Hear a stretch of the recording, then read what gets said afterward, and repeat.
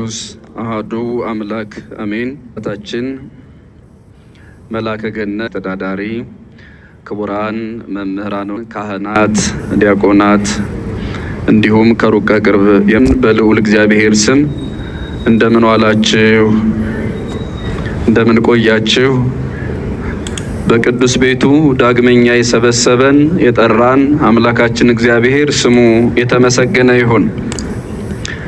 ስሙ የተመሰገነ ይሁን።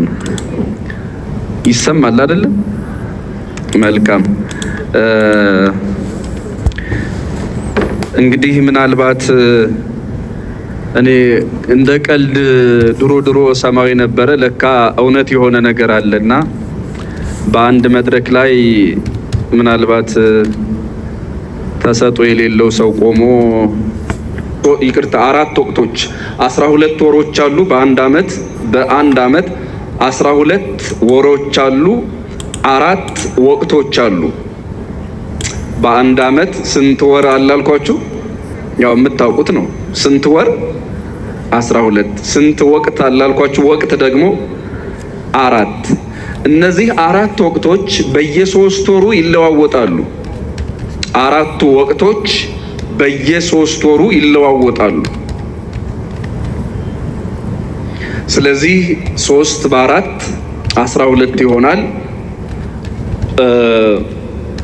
ለምሳሌ ከክረምቱ ብንጀምር ትላንት ሰኔ 26 ክረምት ጀመረ። ይህ የክረምት መግቢያ ዘመነ ክረምት ተብሎ ይጠራል። በውስጡ ጥቃቅን ደግሞ ሌሎች መታሰቢያ ጊዜዎች አሉ። ወደ እነሱ አልሄድም።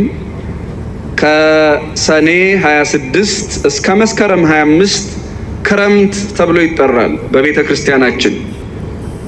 ከሰኔ 26 እስከ መስከረም ስንት አልኳችሁ? 20 መሰማቱን እየተጠራጠርኩ ነው። የሚሰማ ከሆነ የምትጠየቁትን መቼም የእግዚአብሔር ቃል ነውና ትመልሱልኛላችሁ። ከመስከረም 26 ምንድነው? ከሰኔ 26 እስከ መስከረም 25 ድረስ ምን ይባላል አልኳችሁ? ክረምት ተብሎ ይጠራል። ስለ ክረምት ደግሞ ቤተ ክርስቲያን ታስተምራለች። ምን ብላ? የማቴዎስ ወንጌል ምዕራፍ 24 ቁጥር 20 እርግጠኛ ነኝ ብዙዎቻችሁ የምታውቁት ቃል ነው። እስኪ አብራችሁ በሉ። የማቴዎስ ወንጌል ምዕራፍ 24 ቁጥር 20 ላይ እንዲህ የሚል ቃል አለ። ሽሽታችሁ በሉ እስኪ በክረምት ወይም በሰንበት እንዳይሆን ጸልዩ። ሽሽታችሁ ወይም ስደታችሁ በክረምት ወይም በሰንበት እንዳይሆን ጸልዩ። ማቴዎስ ምዕራፍ 24 ቁጥር 20። ስለ ክረምት በጣም ሰፊ ትምህርት ነው ያለ። እንደ ጠዋቱ ሰዓት አለ ብዬ ምናልባት የነበራችሁ ሰዎች አላስረዝምም፣ አይዟችሁ። አሁን ምንድን ነው ሽሽታችሁ በክረምት ወይም በሰንበት እንዳይሆን ጸልዩ ማለት ምንድን ነው? የሰንበት ሽሽት ምንድን ነው? የክረምት ሽሽት ክረምትና ሰንበት ማለት ምን ማለት ነው? ከዚህ ወቅት ከመቀያየር ባለፈ ክረምቱ ለኛ ምን ትርጓሜ አለው? ምን ትምህርት አለው? ምን መንፈሳዊ ምልክትነት አለው? ክርስቲያኖች በመጀመሪያ እያንዳንዱ ተፈጥሮ ለኛ ትምህርት ነው። እኔ አይደለሁም የምለው፣ መጽሐፍ ቅዱስ ነው። እያንዳንዱ ተፈጥሮ እግዚአብሔር እንዲሁ የፈጠረው አይደለም። እንድንደነቅበት ብቻ አይደለም፣ እንድንማርበት ጭምር ነው። ለዚህ ነው በሮሜ መልእክቱ ምዕራፍ 1 ቁጥር 19 ጀምሮ ቅዱስ ጳውሎስ ወዘያስተርኢ እግዚአብሔር እምፍጥረተ ዓለም ይታወቅ በፍጥረቱ፣ ዓለም ከተፈጠረ ጀምሮ ታይቶ የማይታወቅ እግዚአብሔር በስነ ፍጥረቱ ይታወቃል አለ። እግዚአብሔር በስነ ፍጥረቱ ያስተምራል። እግዚአብሔር የስነ ፍጥረት መምህር ነው። ከዚህ በፊት መጽሐፍ ሳይጻፍ ወንጌል ሳይሰበክ የብሉይ ኪዳን ትምህርት በነቢያትም ይሁን በመጻሕፍት ሳይነገር ሳይጻፍ ሰው ይማር የነበረው ከተፈጥሮ ነው። ለምሳሌ አባታችን ኖህ የተማረው የሰማይ ሰሌዳ ላይ እግዚአብሔር ፈርሞለት የሰማይ ፊርማ ላይ ቀስተ ደመና የተባለ ምልክት እያየ ነበረ ከእግዚአብሔር ጋር የሚግባባው። ስነ ፍጥረት በፍጡርና በፈጣሪ መካከል ምልክት የምልክት ቋንቋ ሆኖ መግባቢያ ሆኖ ቆይቷል። ዛሬም እንደዚያው ነው። ስለዚህ ክርስቲያኖች ክረምት መጣ፣ ክረምት ወጣ፣ በጋው መጣ፣ ጸደዩ መጣ ሄደ እያልን ስንነጋገር አንድ የማንረሳው ነገር አለ። ለምሳሌ ከዚህ በፊትም 2017 ክረምት ነበረ።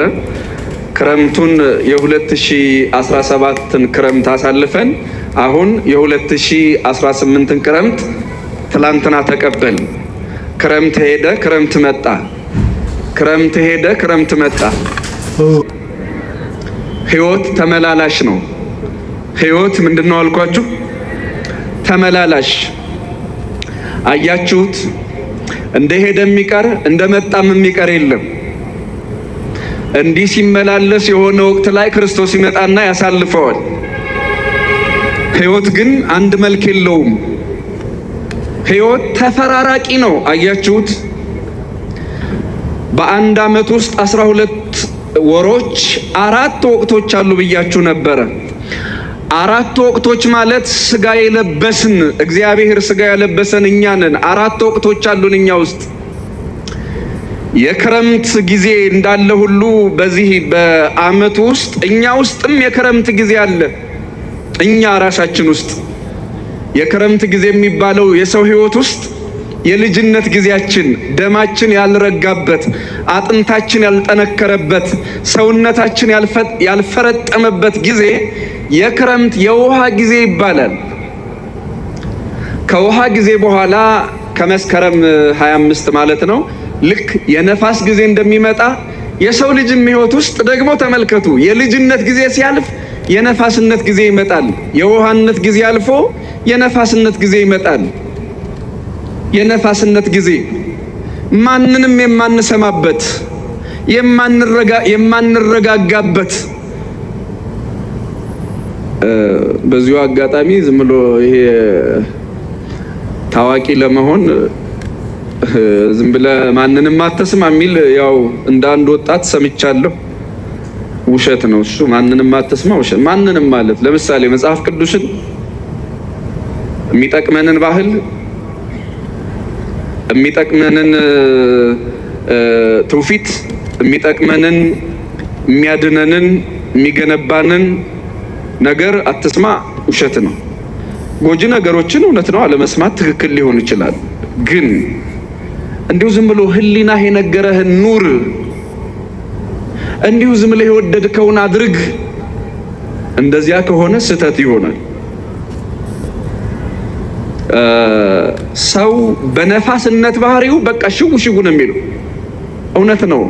ተው ሲባል አይሰማም።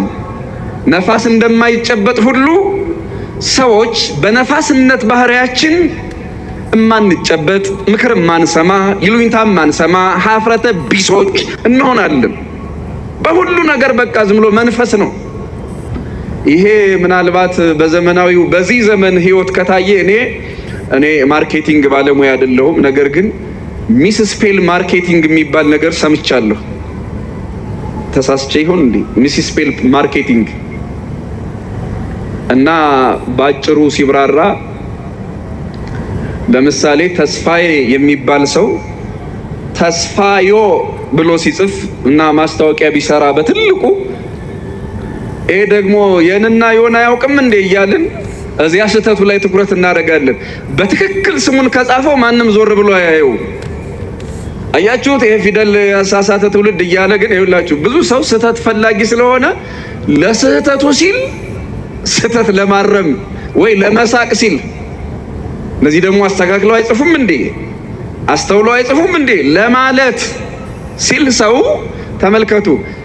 ብልሽት ለማየት ግን ሰው ትኩረት ያድርግና እንደዚህ ያደርግ። አሁን ብዙ ገበያዎች ላይ እነዚህ ደግሞ የማያውቁትን እንግሊዝኛ የማያውቁትን አማርኛ እንዲህ አድርገው ይጽፋሉ እንደ እያል በእነሱ ነገር ላይ እንድንመሰጥ ብራንዳቸውን እንድናየው ይፈልጋሉ። አያችሁት? በተሳሳተ ፊደል ተመልካች ለማግኘት ማለት ነው። በተሳሳተ ፊደል ምን ለማግኘት አልኳችሁ? የሰማችሁኝ ነው። እቺ መንፈሳዊ ህይወት ላይ ምንም ቦታ የላትም። ምንም ክርስቲያኖች፣ እኔ አሁን ስለ ስም አጻጻፍ አይደለም ለነግራቸው የፈለኩት። የማርኬት ጉዳይም አይመለከተኝም፣ እውቀቱም የለኝም። ግን ሰው የነፋስ ባህሪ ሲጸናበት በተሳሳተ ህይወት የተሳሳተ ገቢ፣ የተሳሳተ ዝና፣ የተሳሳተ እውቅና የሚያመጣው ትርፍ ፍለጋ ሰው የማይሆነው የለም። ከሃይማኖቱም ከባህሉም ውጭ አፈንግጦ እንደፈለገ ለመኖር ያደርጋል። እና ይሄ ነፋስነት ባህሪ ይባላል። የማይጨበጡ መሆን፣ የማይረጋጉ መሆን፣ ዝም ብሎ በቃ ሽው ማለት መንፈስ እና ወቅት ላይ የምናየው የወቅቱ ባህሪ ሰው ተፈጥሮ ውስጥ አለ። የነፋስ ባህሪ ማለት እንደዚያ ነው። ከውሃነት ባህሪ ቀጥሎ የሚመጣ ከህፃንነት በኋላ የሚመጣ ባህሪያችን ነው። እሱ ለተወሰነ ጊዜ ትንሽ እንግዲህ ሽው ካደረገን በኋላ የበለጠው ደግሞ የእሳት ባህሪ ይመጣል። በጋ ይባላል። እሱ ደግሞ በጋ ምን አልኳችሁ? የበጋ ባህሪ፣ የእሳት ባህሪ፣ ይሄ ሙቀቱ ያለበት ማለት ነው። አሁን አውሮፓውያንን እንደ ገብስ እንደ ጀማሪ ቡና አፊ እያሳረራቸው ያለ ማለት ነው። እየቆላቸው ያለው በቃ ኃይለኛ ሀሩር ያለበት ማለት ነው። ልክ እንደ በጋ ወቅት ሰው ደግሞ እንደዚያ የሚሆንበት ጊዜ አለ። የእሳት ባህሪው ጸንቶበት ኃይለኛ ነኝ የሚልበት፣ የሚችለኝ የለም እኔ የብረት ልጥ ነኝ የብረት መዝጊያ ነኝ እያለ በጉልበቱ የሚመካበት፣ በምክንያት የማያስብ አያችሁ፣ ሁሉንም ነገር ከጉልበት ጋር ፈተዋለሁ ብቻ ብሎ ማሰብ፣ በሐሳብ በምክር የማይሸነፍ ሰው ማለት ነው የእሳት ባህሪ ሲጸና። እና የመጨረሻው ደግሞ በልግ ይባላል። በልግ የክረምቱ መዳረሻ፣ እኛ ጸደይ ይባላል። ጸደይ በተሳሳተ ሁኔታ በነገራችን ላይ አንዳንድ ሰው በተለይ እንግዲህ እርግጠኛ ነኝ ታውቁታላችሁ፣ የእንግሊዝኛ ምናምን ሌላም ትምህርት የሚያስተምሩ ሰዎች እኔ በጣም ነው የሚገርመኝ። ሰመር ኮርስ ብለው ነው የሚጽፉት በእንግሊዝኛ በዚህ ወቅት ማለት ነው። ምን ኮርስ አልኳችሁ? እኔ እንግዲህ የቋንቋ ችግር ኖሮብኝ ይሆናል አላቅም፣ ተሳስቼ ሰመር ነው እንዲህ ይሄ ወቅት ሰመር ኮርስ የምትሉ ለምንድን ነው? ምን አገባን እንዴ?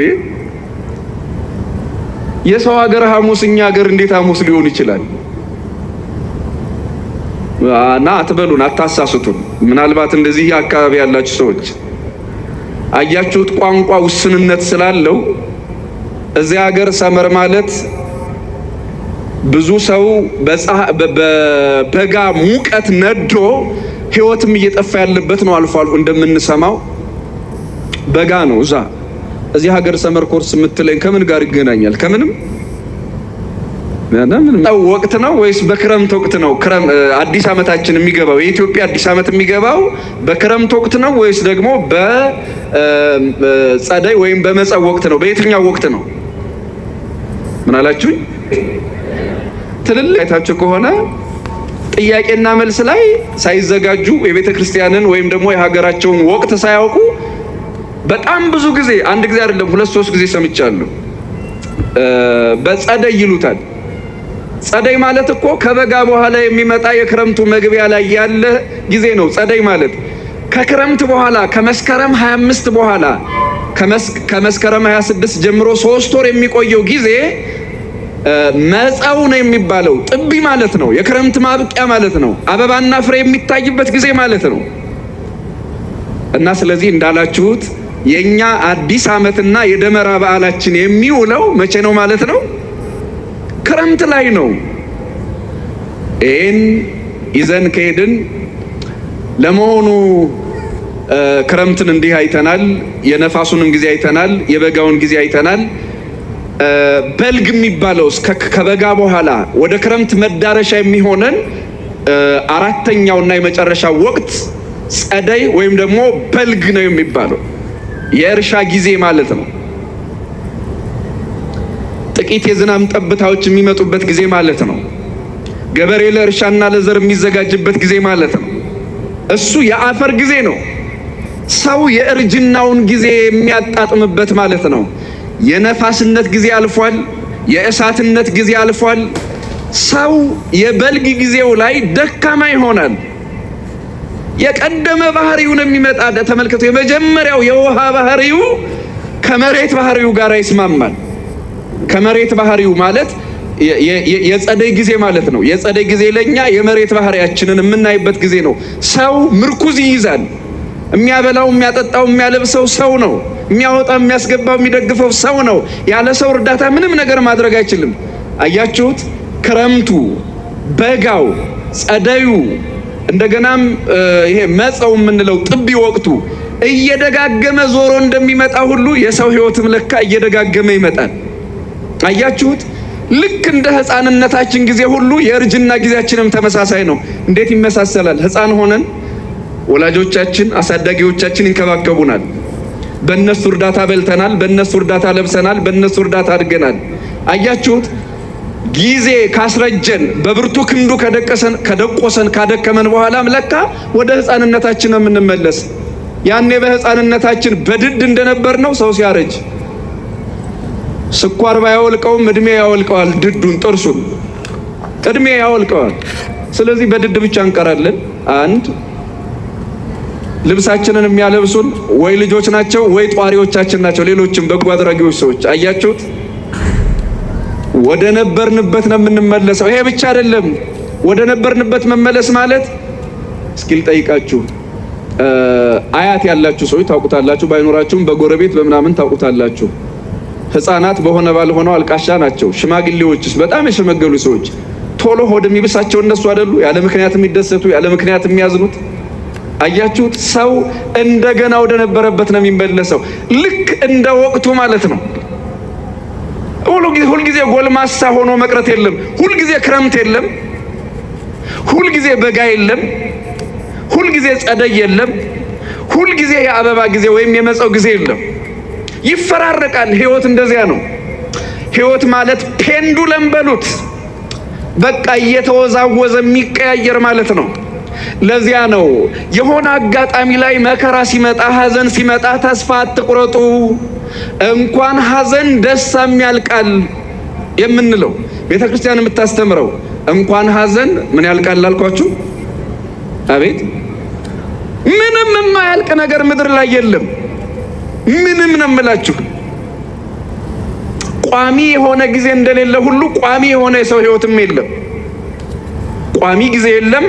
ቋሚ የሚባል የሰው ህይወትም የለም። ተፈራራቂው የምድራችን ጠባይ ህይወታችንም እንዳፈራረቀው ነው የሚኖር። ስለዚህ ሁልጊዜ ደስታ በሌለበት ዓለም ላይ ሁልጊዜ ደስታ ናፋቂዎች እንዳትሆኑ፣ ሁልጊዜ ማግኘት በሌለበት ዓለም ላይ ሁልጊዜ ማግኘትን ብቻ ናፋቂዎች እንዳንሆን፣ በማጣትና በማግኘት በመውደቅና በመነሳት በድካምና በብርታት በጨለማና በብርሃን የሚያልፍ ህይወት ነው ያለን። ተመሳሳይ ህይወትን በመፈለግ ግን አብዛኞቻችን ስቃይ ውስጥ ነን። ተመሳሳይ ህይወት በሌለው ዓለም ላይ እንዴት ተመሳሳይ ኑሮ ይኖረናል? ለምን ረጅሙን የዓመቱን ትውስታ ነግራችኋለሁ። እንደ መሸ አይቀርም፣ እንደ ነጋም አይቀርም። የመሸው ይነጋል፣ የነጋው ይመሻል። አያችሁት? ብርሃን በጨለማ ጨለማ በብርሃን ይተካል። ይሄ ማለት እኛ ነን። እኔ እንዳላሰፋ ብዬ አሳጠርኩ እንጂ ዮሐንስ አፈወርቅ የሞትና የህይወት ምሳሌ አድርጎ ወስዶታል። ይሄ መምሸት መንጋት ዝም ብሎ የሆነ ነገር አይደለም፣ ላንተ ምሳሌ ነው ብሎ ልክ እንደሚጨልም ይነጋል፣ ልክ እንደነጋ ይመሻል። ተመሳሳይ የሚባል ነገር የለም። ተመሳሳይ ሕይወት ያለው በመንግስተ ሰማያት ብቻ ነው። እየሰማችሁኝ ከሆነ እስኪ ንገሩኝ። ተመሳሳይ ሕይወት ያለው በየት ብቻ ነው? አቤት። በመንግስተ ሰማያት ግን እንደምን አደራችሁ፣ እንደምን ዋላችሁ፣ እንደምን አመሻችሁ ብሎ ነገር የለም። ሁልጊዜ እንደምን ዋላችሁ ብቻ ነው። ለምን? የዮሐንስ ራእይ ምዕራፍ 22 ተመልከቱ። የመጨረሻዎቹን ቁጥሮች ስታነቡ ራእይ 21 የመጨረሻዎቹን ቁጥሮች ስትመለከቱ ወሀገራሰ ኢትፈቅድ ከብርሁ ላቲ መንግስተ ሰማያት ፀሐይና ጨረቃ ያበሩላት ዘንድ አትግም እግዚአብሔር ብርሃኗ ነውና ይላል። መንግስተ ሰማያት ፀሐይና ጨረቃ አያበሩላትም። ስለዚህ ክረምትና በጋ የለም፣ አይፈራረቅም፣ የጊዜ ቁጥር የለም እና ሁልጊዜም በመንግስተ ሰማያት ብርሃን ብቻ ነው። እንደምን ዋልክ እንደምን አደርክ ብሎ ነገር የለም። እዚህ ሁልጊዜ እንዴት ነው የሚባል አልኳችሁ? አቤት። ይህንን የምንሰብከውን ህይወት ደግሞ እስኪ አይተነው ለመነጋገር ያብቃል። አሁን ያው ስብከቱን ነው የምትሰሙት። እነት ነዋሪዎችም ከሆነ መልእክት መጻጻፍ የሚችል ከሆነ ኢንፎርሜሽንን እንለዋወጣለን። እዚያው በዚህ በሉቃስ 16 ላይ እኮ ተነግሯል አይደል? ነዌ በምሳሌ የምሳሌ ትምህርት ነው። ሲኦል ውስጥ ሆኖ ገነት ላይ መረጃ ልኳል። የሚቻል ከሆነ ለኛም እናየዋለን። እኛን ግን እንደ ሁላችንንም እግዚአብሔር አምላክ የገነት ሰዎች አድርገን። በመንግስተ ሰማያት ግን መምሸት መንጋት ስለሌለ እንደምን ዋላችሁ ብቻ ነው። ተመሳሳይ ህይወት አለ፣ ደስታ ብቻ። ምን ብቻ አልኳችሁ? አቤት። ደስታም እኮ ግን አይሰለችም? ይሰለቻል አይሰለችም? ደስታ በማርያም ንገሩኝ። ደስታ ይሰለቻል አይሰለችም? እሺ ቆይ ልንገራችሁ። በጣም ውድ መኪና ገዛለሁ። አበዛሁት እንዴ መኪና ብዬ? ሰለቹታላችሁ። ባትሰለቹት እንኳን እንደ መጀመሪያዎቹ ቀናት አይሆንም። የወደዳችሁት ልብስ፣ የወደዳችሁት መኪና፣ የወደዳችሁት ቤት ከኖራችሁበት በኋላ ትለምዱትና ደስታ ያሳጣችኋል። ታዲያ የማያልቅ ደስታ የት ነው ያለ? ትምህርተ ኅቡዓቱ ይንገረን። ትምህርተ ኅቡዓት ማለት መድኃኒታችን ኢየሱስ ክርስቶስ ከሞት ተነስቶ ለሐዋርያቱ ውስጥ ያስተማረው ነው። ለሐዋርያቱ እንዲህ ይላል፣ ፍስሐ ዘኢይትዌዳ ዘቦቱ። እስኪ አብራችሁ ይበሉ። ፍስሐ በሉ እስኪ። አላላችሁ? ዘኢይትዌዳ ዘቦቱ፣ የማይሰለች ደስታ ያለበት ማለት ነው። ምን የማይል ደስታ? እዚህ ዓለም ላይ ጓጉተን ያገኘነውን ነገር ካገኘነው በኋላ እንሰለቸዋለን። ጓጉተን በጣም ደጅ ጸንተን ያገኘነውን ነገር ካገኘነው በኋላ እናቀለዋለን። መንግስተ ሰማያት ግን የማይሰለች ደስታ ያለባት መኖሪያ ናት ይላል። በዚህች ሀገር እግዚአብሔር ያኖረን ይሰብስበን። እዚህ ምድር ላይ ግን ሁሉም ነገር ተለዋዋጭ ነው። የማይለዋወጥ ነገር ያለው የማይለዋወጥ ደስታ፣ የማይሰለች ደስታ፣ የማያልቅ ሀብት፣ የማይሰለች ህይወት ያለ ግን በመንግስተ ሰማያት ነው። እዚህ ምድር ላይ ህይወት እንደተለዋወጠ፣ ክረምትና በጋ እንደተፈራረቀ፣ ማግኘትና ማጣት፣ መታመምና መፈወስ፣ መውደቅና መነሳት፣ መሰበርና መጠገን ይቀጥላል። እዚህ ምድር ላይ እንደዚህ ነው። የዘላለም ገዢ የለም፣ የዘላለም ተገዢ የለም። የጃንሆይ የንግስ የዘውድ በዓል ነበረ። ጥቅምት 23 የጃንሆይ ምን ነበር አልኳችሁ? እየሰማችሁኝ ነው? ባለፉበት ቦታ ሁሉ እንደ ታቦት እየተሰገደላቸው ህዝቡ ያከብረው ነበረ። ጥቅምት 23ን የዘውድ በዓል ተብሎ 40 ዓመት ገደማ ኢትዮጵያን ቀጥቅጠው የገዙት ጃንሆይ የዘላለም ንግስና አላቸው የላቸው?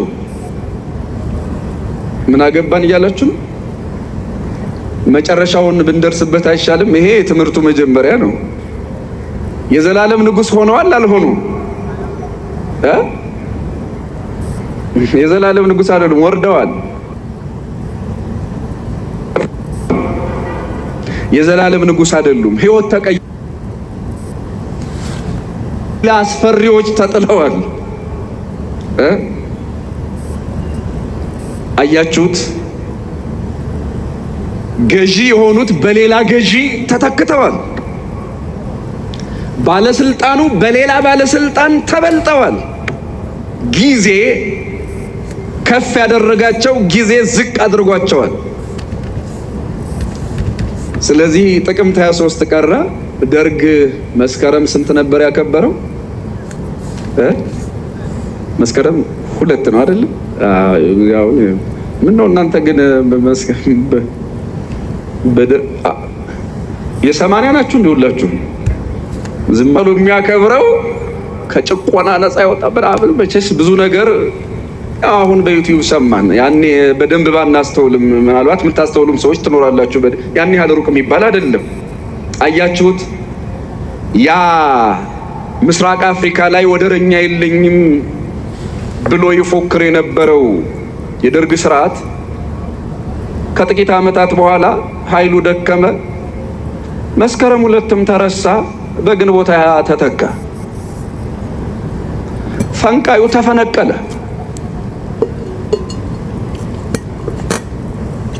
እውነት ሐሰት? ይሄ ልጅ ስለምን እየተናገረ ነው? በቃ መጨረሻው ላይ ድረሱ። የኛ ችግር እኮ እንቸኩላለን። እኔ አሁን አላማዬን ስለ እነዚህ ሰዎች መናገር አይደለም። እስኪ መጨረሻው ላይ ድረሱ። አንዳንዶቻችሁ ያው እየሰማሁት ነው፣ ልባችሁን ምን አገባን እያላችሁ ማለት ነው። እስኪ አትበሉ። መስከረም 2 በምን ተተካ?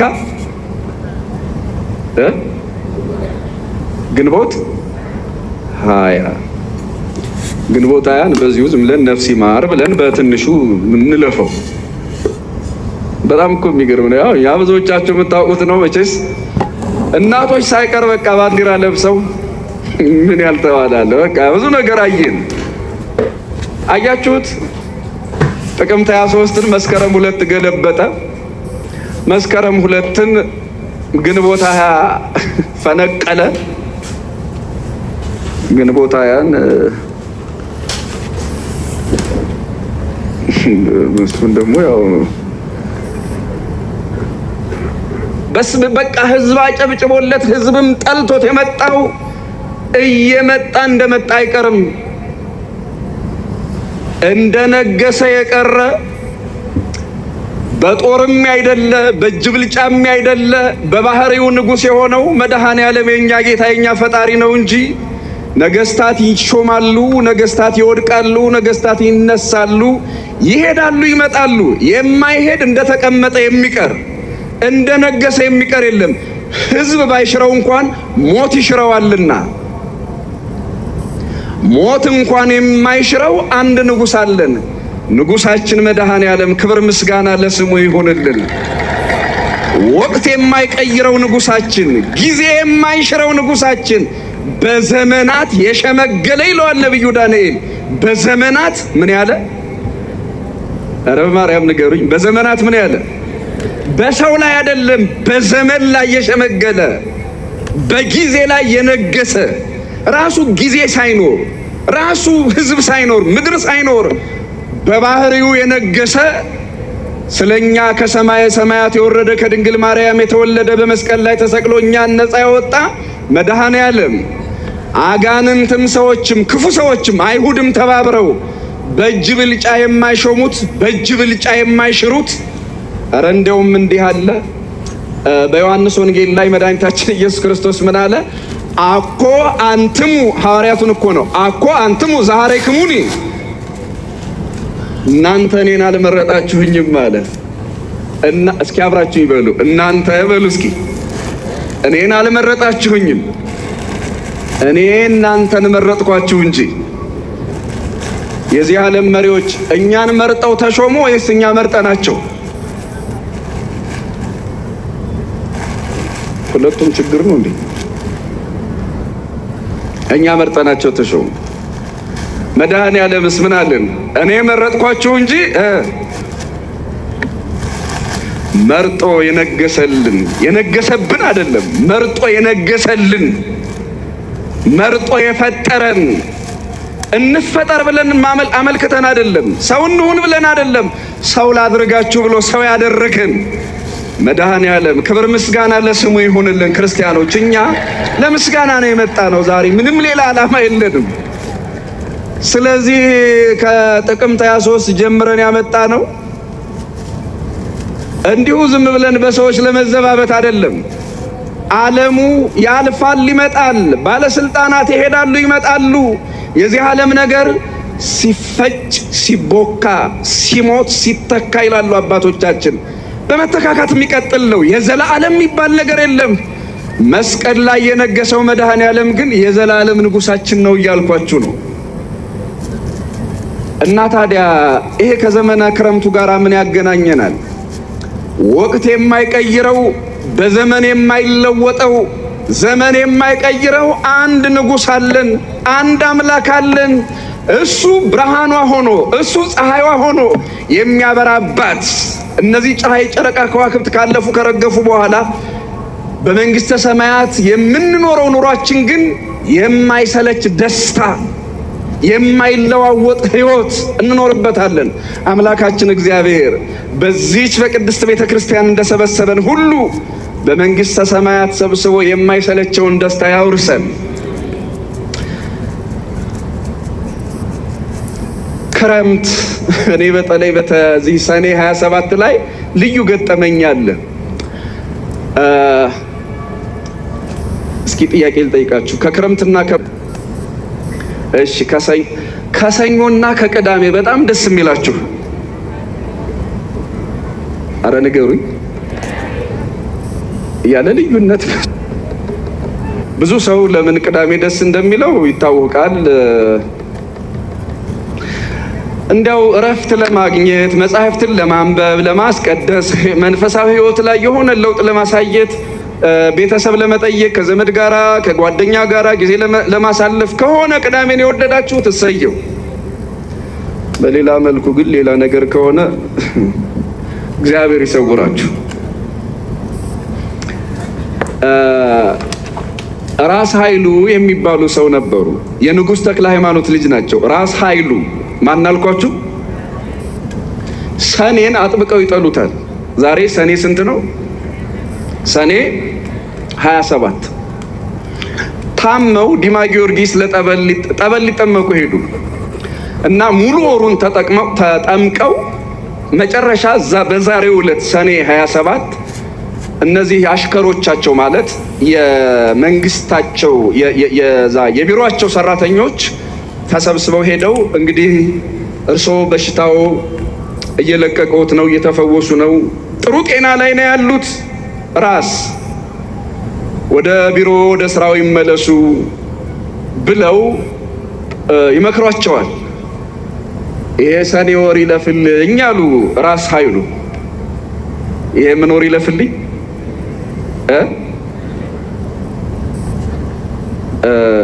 እስኪ ንገሩኝ፣ የትኛው ይሄ ምን ወር ይለፍልኝ? ሰኔ ወር ይለፍልኝ አሉ። ምንድን ነው ሰኔ ወር? ሰኔ ወር ይለፍልኝ አሉ። በኢትዮጵያ ባህል ግንቦትና ሰኔ ላይ ትንሽ ለየት ያለ አመለካከት አለን። ወሩን የተረገመ አድርጎ ማየት። ግንቦትና ሰኔ ያው የግንቦቱ ይብሳል፣ ግን ሰኔ ላይ እንደዛ አይነት ነገር አለ እና የሚገርማችሁ አንዳንድ ሰው ከቀን መካከል መርጦ ወይ ይሄ ቀን ደስ አይለኝም፣ ልክ እናንተ እንዳላችሁ ተው ይሄ ቀን ይከብደኛል እንደምንለው ሁሉ ይሄ ወር ይከብደኛል የሚል ሰው ደግሞ አለ። ራስ ኃይሉ ማለት እንደዛ አይነት ሰው ናቸው። እና ይሄ ሰኔ ወር እዚሁ ዲማ ጊዮርጊስ ይለቅልኛሉ። ጠበሉን ፈልገውት ቢሆን መልካም ነበር፣ ግን ወሩን ፈርተውት ነው። ምኑን ፈርተውት አልኳችሁ? ወሩን ፈርተውት።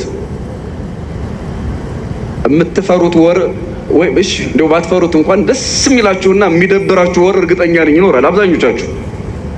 ይሄ ብሩህ ወር ነው። ይሄ ደግሞ እንደው ቀፋፊ ወር ነው የምትሉት ልክ እንደ ቀን ማለት ነው።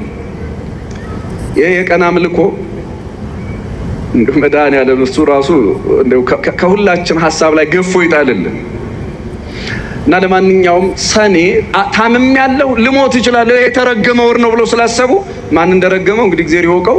ለማንኛውም የተረገመ ወር ነው ያልወጣም አሉ። ኧረ ወሩ አልቆ ይኸው ሰኔ 27 ነው፣ ዛሬ 3 ቀን ብቻ እኮ ነው የቀረው ሲሏቸው አማካሪዎቻቸው ሰኔ እኮ አንድ ይበቃዋል አሉ። ሰኔ ስንት ይበቃዋል? አንድ ቀን ይበቃዋል። እኔ አልወጣም አሉ።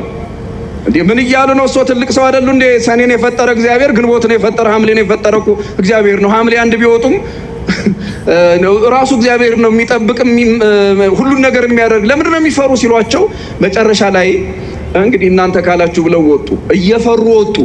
ይችን በደንብ ያዙልኝ። ምን እያሉ ወጡ? እየፈሩ ወጡ። የሚገርማችሁ ሰኔ 27 ከዲማ ቅዱስ ጊዮርጊስ ገዳም ወጥተው ቤታቸው አርፈው ሳሉ በሽታቸው አገረሸባቸውና ሞቱ። ሰኔ 30 ሞቱ። ይሄንን በታሪክ ብቻ አትውሰዱት። የስነ ልቡና የሕክምና ምናምን ሰዎች ካልተሳሳትኩ ኖሴቦ ኢፌክት የሚባል ነገር አለ መሰለኝ። ከተሳሳትኩ ባለሙያ ስላልሆንኩ ነው። ኖሴቦ ኢፌክት አንድን ሰው መርዝ ስትበጠብጡ ቆይታችሁ እያወቀው የሚያውቀውን መርዝ ስትበጠብጡ ቆይታችሁ ድንገት ሳያየው ያንኑ መርዝ አስመስላችሁ እንካጠጣ ብትሉት እና መርዝ እንደሆነ እያወቀ ቢጠጣ ምን ሊሆን ይችላል? ይሞታል? አይሞትም? በማርያም ንገሩኝ እስኪ፣ የሚሰማችሁን ንገሩኝ። ምንድን ነው? ይሞታል? አይሞትም? መርዝ አሳይታችሁ ውሃ ብትሰጡት ይሞታል? አይሞትም? ብዙ ጊዜ የሞት አደጋ ገጥሞ ያውቃል። ኖሴቦ ኢፌክት ማለት እንደዚህ ነው። ሰው ያመነውን ይሆናል። መድኃኔ ዓለም ኢየሱስ ክርስቶስ ለምጻሞችን ካዳነ ኃጢአተኞችን ከፈወሰ በኋላ እንደ እምነትህ ይሁንልህ፣ እንደ እምነትሽ ይሁንልሽ ይል ነበረ። ለምን? ሰው የሚኖረው በእምነቱ ልክ ነው። ሰው የሚኖረው በምኑ ልክ ነው? አቤት! ይሄ ቀን ይደብረኛል፣ ይሄ ቀን ደስ አይለኝም፣ በቃ ደስ አይልም። ሰው የሚኖረው እንደ እምነቱ ነው። ይሄ ቀን የቀን ጎደሎ ነው ካልክ ቀኑ ጎሎ አይደለም፣ ሐሳብ ጎደሎ፣ እምነት ጎደሎ ስለሆነ በሙሉ የጉድለት ታሪክ ነው የሚከተል። ክርስቲያኖች የወቅትና የጊዜ ጎደሎ የለም። እግዚአብሔር ክረምቱንም በጋውንም ጸጋ አድርጎ ሰጥቶናል። የሳምንት የቀን የወቅት የጊዜ የዓመት ምንም አይነት ጎደሎና ሙላት የሚባል ነገር የለም። ሁሉም ነገር ለኛ በረከት ነው። የፈጠረው እግዚአብሔር ነው። ሰኞን የፈጠረ ዲያብሎስ፣ ሐሙስን የፈጠረ እግዚአብሔር የሚባል ነገር የለም። ሐምሌን ባርኮ ሰኔን የሚረግም ጌታ የለም። ምን እያልኳችሁ ነው? የወቅት አምልኮ ያላቸው ሰዎች አሉ። ይሄ ዘመን ወቅት ሲቀየር የሚቀያየሩ ከወቅት ጋር አይደለም። ወቅቶችን የሚቀይር ዘመናትን የሚቀያየር እሱ ማን ነው? ክርስቲያኖች እስኪ ንገሩኝ። አቤት! የኢትዮጵያ ዩኒቨርሲቲዎች ተመራምረው አይደለም ከህንድ ውቅያኖስና ከፓሲፊክ ውቅያኖስ የውሃ ብናኝ እያመጡ ክረምታችንን ክረምት የሚያደርጉት በእግዚአብሔር ቀመር እንጂ የሞንሱን ነፋስ ከዚህ ተነስተህ ውሃ ቋጥረህ ሂድና በዚህ ወቅት በዚህ አካባቢ ዝናብ ይዘህ ሂድ እያሉ አይደለም። ከ9 ወር በጋ በኋላ ህንድ ውቅያኖስን ፓሲፊክ ውቅያኖስን ወደኛ የሚያነፍሱት ወደኛ የሚያመጡት የሰው ልጆች ዕውቀት አይደለም። የማን ዕውቀት? የማን ጥበብ ነው? አቤት! የመድኃኔ ዓለም ዕውቀት የእግዚአብሔር ጥበብ ነው። ስለዚህ ክረምት ሲቀየር ከክረምት በኋላ እንደገና ያጸደይ ምንድነው መጸው ሲመጣ ሌላም ጊዜ ሰኞ ማክሰኞ የቀን አምልኮ የጊዜ አምልኮ እንዳይኖርባችሁ ለማለት ነው ይህንን ያልኩት። ወቅቶች ላይ እኛ ተጽዕኖ እናደርጋለን እንጂ ወቅት በእኛ ላይ ተጽዕኖ አያደርግም። እስኪ አሁን ይህን ያህል ካልኩ ወደ መጨረሻ ነጥብ ልምጣና እስከ አላችሁ መጨረሻ ነጥቤ ታዲያ ሽሽታችሁ በክረምት አይሁን ሲል ምን ማለት ነው? ሁለት ነገር ነግራችሁና ትምህርቱን ልቋጭ። አንደኛ ሽሽታችሁ በክረምት አይሁን ማለት የመርገም ታሪክ ነው። የምን ታሪክ አልኳችሁ? የመርገም ታሪክ ነው። ምንድነው እሱ የመርገም ታሪክ የሆነው? አይሁድ ክርስቶስን ከሰቀሉት በኋላ አስቀድሞ ስለሚሆነው ነገር እየነገራቸው ነው። ከሰቀሉት በኋላ ምን እንደሚሆን እኔን ትሰቅሉኛላችሁ፣ እኔን ከሰቀላችሁ በኋላ በሰባ ዓመተ ምህረት እኔ ከተወለድኩ በ70 ዓመተ ምህረት ጥጦስ አስባሲያኖስ የሚባሉ ነገስታት ይመጣሉ። በእናንተ ላይ ክፉ ነገር ያደርጋሉ። ያ ክፉ ነገር የሚመጣባችሁ በክረምት እንዳይሆን ጸልዩ ማለቱ ነው። ለሚሰቅሉት፣ ለሚወጉት፣ ለሚያደሙት ለነሱ ሳይቀር የጥንቃቄ መልእክት እያስተላለፈላቸው እኮ ነው። እነሱ ሲወጉት ሲቸነክሩት አይጠነቀቁም፣ እርቃኑን ሲሰቅሉት አያፍሩም። ግን እሱ ለነሱ እያዘነላቸው ሽሽታችሁ በክረምት ወይም በሰንበት እንዳይሆን ጥጦስና አስባስያኖስ መጥተው ኢየሩሳሌምን ሲያፈርሱ ወቅቱ ክረምት እንዳይሆንባችሁ ወንዝ ሞልቶ መሻገሪያ እንዳታጡ ጭቃ ሆኖ መሄጃ መራመጃ መንገድ እንዳታጡ ክረምት እንዳይሆንባችሁ ጸልዩ። ሰንበት እንዳይሆንባችሁ ማለት ደግሞ አይሁድ እንኳን መንገድ ሊሄዱ ይቅርና ታውቃላችሁ የሰንበት ሊፍት አላቸው። አይሁድ የሰንበት ሊፍት እንዲች የሆነች ቁጥር እንዲህ ፕረስ ማድረግ ሰንበትን ያሽረናል ብለው ስለሚያስቡ ሳይነኩት እንዲሁ በየፍሎሩ የሚቆም የሚንቀሳቀስ ሊፍት ያላቸው ፍጥረቶች ናቸው አይሁድ ማለት። የሆነች ቁጥር መጫን ሰንበትን ያሽረናል ብለው ስለሚያስቡ፣ ስለዚህ ተመልከቱ፣ በሰንበት ሩቅ መንገድ መሄድ አይፈቀድላቸውም። ስደታችሁ በምታከብሩት በሰንበት ቀን እንዳይሆን፣ ልክ ዛሬ ቅዳሜ ማለት ነው ለአይሁድ፣ በዚህ ቀን እንዳይሆን ጸልዩ አላቸው። ይሄ ከታሪክ አንጻር የሆነ ነው። የኔን ደም እንዳፈሰሳችሁት ጥጦስ የእናንተን ደም የሚያፈስበት ጊዜ፣ በእኔ ላይ መከራ እንዳበዛችሁ ክርስቶስ ጥጦስ አስባስያኖስ የእናንተን መከራ የሚያጸኑበት ጊዜ ክረምት እንዳይሆን ለእናንተ ጸልዩ። ሰው እናንተ ላይ በከፋ ጊዜ ወቅት እንዳይከፋባችሁ አብሮ ጊዜ እንዳይከፋባችሁ አብሮ ትጉና ጸልዩ። ድርብርብ ችግር እንዳይመጣባችሁ ጸልዩ አለ። ድርብርብ ችግር እንዳይመጣብን እግዚአብሔር አምላክ በቸርነቱ ያስበን። ሁለተኛ ትርጉም ሽሽታችሁ በክረምት ወይም በሰንበት እንዳይሆን ጸልዩ ማለት ሁለተኛው ትርጉም ምንድን ነው? ክረምት ከላይ ዝናብ ከታች ጭቃ ከዚያ የወንዝ መሙላት መንገዶችን የሚያጥርበት አብዛኛው ሰው ቤት መዋል የሚፈልግበት ጊዜ ሊሆን ይችላል። እንደዛም ነው ክረምት። ቋሚ የአየር ንብረት የሌለበት አሁን ፀሐይ ከዚያ ካፊያ ከዚያ ዶፍ ሊሆን ይችላል።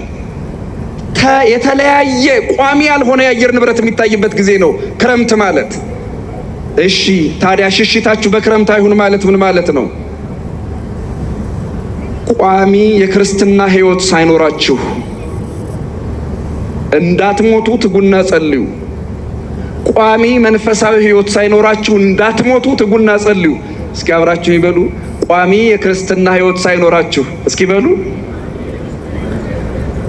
ይኸውላችሁ የሆነ ቀን ቆራቢ፣ የሆነ ቀን ደግሞ ሌላ፣ የሆነ ቀን መጽዋች፣ የሆነ ቀን ሌባ፣ የሆነ ቀን ደጋፊ፣ ሌላ ቀን ገፊ፣ የሆነ ቀን ርኅሩህ፣ የሆነ ቀን ጨካኝ እየሆንክ እየተገለባበጥክ ልክ እንደ ክረምት ጠባይ እየተቀያየርክ የሆነ ጊዜ ላይ ሱሰኛ፣ የሆነ ጊዜ ላይ ደግሞ ከሱስ የወጣ መንፈሳዊ እንዲህ ዝም ብለህ እየተገለባበጥክ እየተሽከረከርክ ቋሚ ሕይወትና ማንነት ተመሳሳይ ቀለም ሳይኖርህ እንዳትሞት ትጋና ጸልይ ማለት ነው። በግል ለኛ የደረሰን መልእክት ልክ እንደ ክረምት በጋ ተመሳሳይ ነው።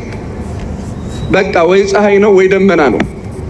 አብዛኛው የበጋ ጊዜ ቋሚ ጠባይ ነው ያለው ይታወቃል። ክረምት ግን ቋሚ አይደለም። ድንገት ያልጠበቃችሁት ነፋስ ይመጣል። ድንገት ያልጠበቃችሁት ውሃ ዝናብ ይመጣል። አንዳንድ ጊዜ እናንተ ጋር ያልጣለ ዝናብ ሌላ ቦታ ጥሎ ጎርፍ ሊመጣ ይችላል።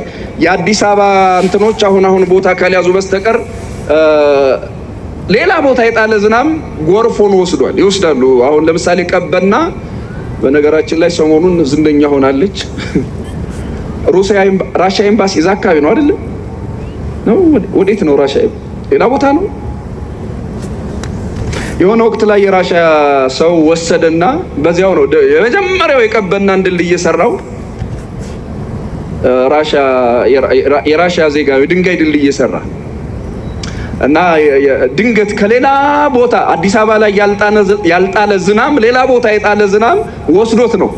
ዝናብ የለም እዚህ አገራማን ብሎ በቀበና ላይ ሊሻገር ሲል ዶፍ መጣ ወሰደው። አያችሁት? የክረምት ጠባይ እንደዚህ ነው። ድንገት ያልጠበቃችሁት አደጋ፣ ያልጠበቃችሁት ዝናብ፣ ያልጠበቃችሁት ጊዜ ድንገት ይለዋወጣል። ሽሽታችሁ በክረምት አይሁን ማለት አንዳንድ ሰው በቃ ጠባዩ ክረምት ነው። ሰኞ ኦርቶዶክስ፣ ማክሰኞ ፕሮቴስታንት፣ ረቡዕ ደግሞ የሆነ ነገር ይሆናል። እንደዚህ አይነት ሰው በተለይ በዚህ በማህበራዊ ሚዲያ በጣም እያየን ነው። እንዲህ የሚገለባበጡ ክረምቶች አሉ።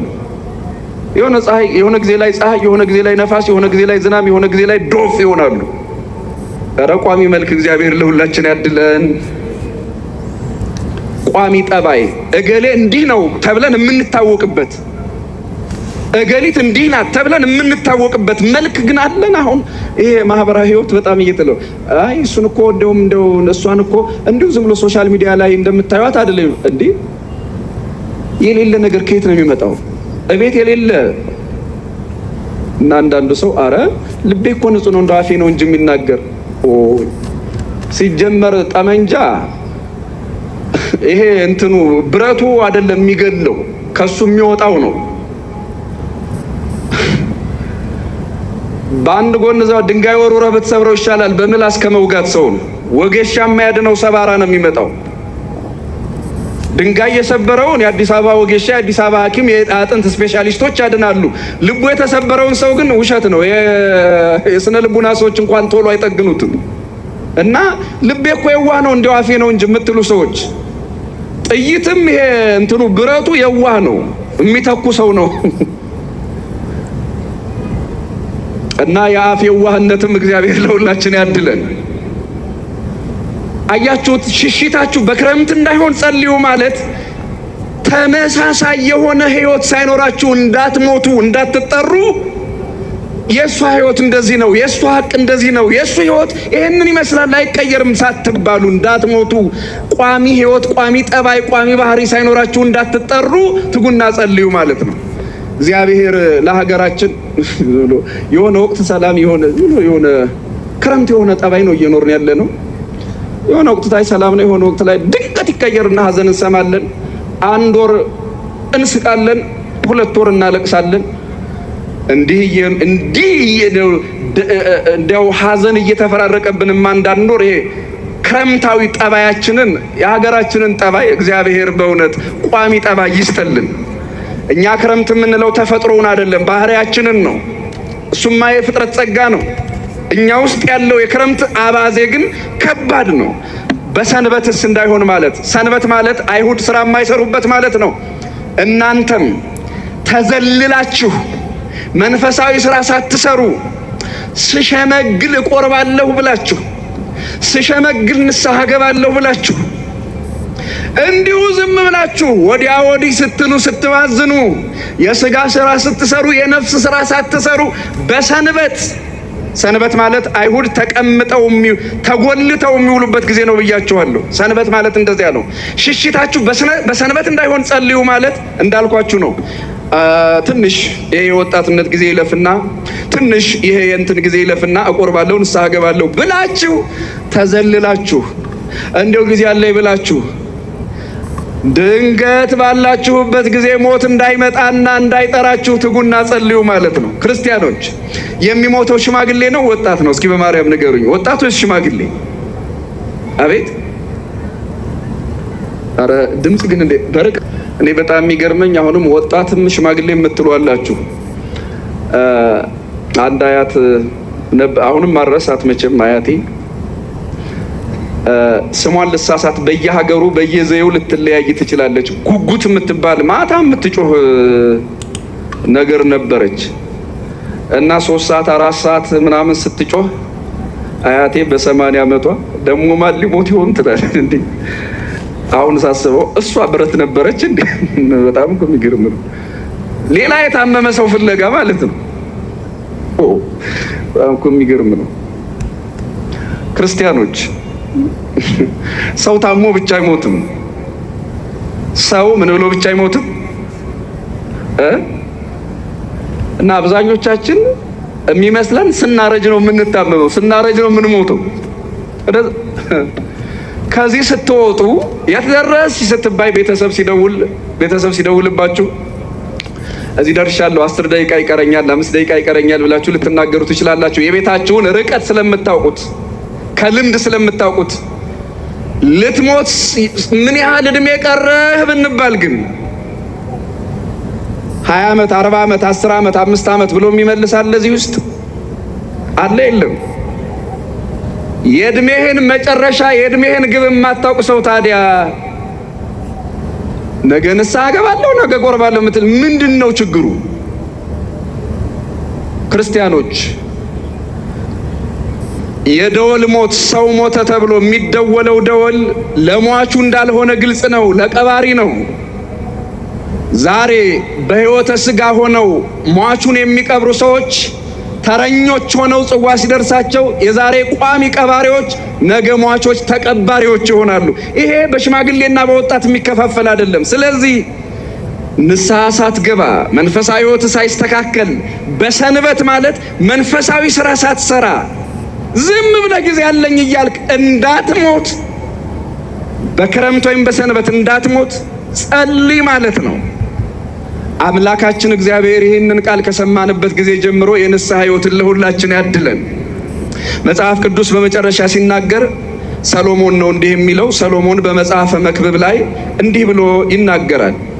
መጽሐፈ መክብብ ምዕራፍ 12 ላይ የጭንቀት ቀን ሳይመጣ በጉብዝና ወራት ፈጣሪህን አስብ። የጭንቀት ቀን ሳይመጣ በጉብዝና ወራት፣ እስኪ አብራችሁ ይበሉ፣ በጉብዝና ወራት በሉ እስኪ፣ ፈጣሪህን አስብ። በምን ወራት? አሁን እናንተ መታችኋል፣ ግን አብዛኞቻችሁ እርግጠኛ ነኝ ቁረቡ ስትባሉ አይ ነገ ደግሞ አይ እኔ እኮ ለቁርባን አልበቃም ብላችሁ ሁላችንም የምንለው እንደዛ ነው። ክርስቲያኖች እበቃለሁ ብላችሁ መቼም የሚበቃ የለምና በወድቅ እነሳለሁ፣ ብሳሳት እታረማለሁ፣ ብቆሽሽ እነጻለሁ ብላችሁ ካልወሰናችሁ በስተቀር ሕይወት ክረምት ነው። ሕይወት ሁሌም ሰንበት ነው የሚሆነው። መቼም አሁንስ ይበቃኛል አንልም፣ መቼም ቢሆን። ስለዚህ ክርስቲያኖች ከወዲሁ ክረምታችን ሳይመጣ ሰንበታችን ሳይደርስብን ሞታችን ሳይመጣ የስደት ጊዜያችን ሳይደርስብን ስደታችንን ቀድመነው ሞታችንን ቀድመነው ንስሐ ገብተን ስጋውን ደሙን ተቀብለን የምንቆርበው ኃጢአት ላለመስራት አይደለም፣ መልአክ ለመሆን አይደለም። የምንቆርበው ብንወድቅ እንኳን እንድንነሳ ነው። በደንብ ስሙኝ። የምንቆርበው ኃጢአት ላለመስራት አይደለም። ልንሰራ እንችላለን፣ ልንበድል እንችላለን። የምንቆርበው ግን ብንወድቅ እንኳን ምን እንላለን ብለን ነው፣ እንነሳለን። ብንቆሽሽ እንጸዳለን ብለን ነው። አይ እኔ እየወደኩ እየተነሳው ከቆረብኩ በኋላማ እንደው እኔ ኃጢአት የሚባል ነገር አልፈልግም። ኧረ እባክህ መቼም ነው የማይቻል እንደዚህ አይነት ነገር መቼም። አውቆ ሰይጣን ትህትና በመሰለ መንገድ ንስሐን ሊያጥርብን ፈልጎ ሕይወታችንን ክረምት አድርጎት ሊቀር ሰንበት አድርጎት ሊቀር ካልፈለገ በስተቀር ትህትና በሚመስል ትዕቢት መንገዳችንን ሊዘጋው ካልሆነ በስተቀር ክርስቲያኖች የፈለገው ቢሆን ከኃጢአት ንጹህ ልንሆን አንችልም። ደካማ ነን። ድካማችንን የሚያውቅ አምላክ አለ። ስለዚህ ድካማችንን አምላካችን ያውቃል። ሽሽታችን በክረምት ወይም በሰንበት እንዳይሆን አምላካችን እግዚአብሔር ጠርቶናልና በጠራን ጥሪ መተን ንስሐ ገብተን ስጋውን ደሙን ተቀብለን እንድንኖር እግዚአብሔር ይርዳን። እግዚአብሔር ይርዳን። የክረምት የውሃ የፍሳሽ የጭጋግ ይሄንን የግርግሩን ተፈጥሮ በሰው ላይ ግርግር ሲፈጥር ያለው ጊዜ የሀገራችንን መልክ ነውና ጭጋጉን አሳልፎ ብርሃኑን እግዚአብሔር ያሳየን። ክረምት የአበባ ጊዜ ነው፣ ፍሬ የማይታይበት። አበባ ብቻ እንዳንሆን ቅጠል ብቻ ሳንሆን መንፈሳዊ ፍሬ እንድናፈራ እግዚአብሔር ይርዳል። ክረምት ቅጠል ብቻ አበባ ብቻ ነው። ይሄንን ለማለት ነው። ሽሽታችሁ በክረምት ወይም በሰንበት እንዳይሆን ጸልዩ። አምላካችን እግዚአብሔር ሞታችንን ስራ ባልሰራንበት ንስሐ ባልገባንበት ጊዜ አለኝ፣ ዘመን አለኝ፣ እድሜ አለኝ እያልን እንዳናባክነው እሱ በቸርነቱ ይርዳል። እድሜ ማለት ግን ታውቁት ይሆን? እስኪ የቤት ስራ ሰጥቻችሁ ሌላ ጥቅስ፣ ሌላ ታሪክ፣ ሌላ ትምህርት የለኝም። እድሜ ማለት ምን ማለት እንደሆነ ታውቁ ይሆን? እድሜ ማለት ቀጠሮ ማለት ነው። እድሜ ማለት ምን ማለት ነው አልኳችሁ? አቤት የግዕዝ ቃል ነው።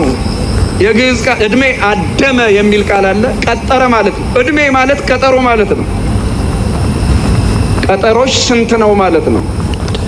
እድሜ ስንት ነው ማለት ቀጠሮ ስንት ነው ማለት ነው።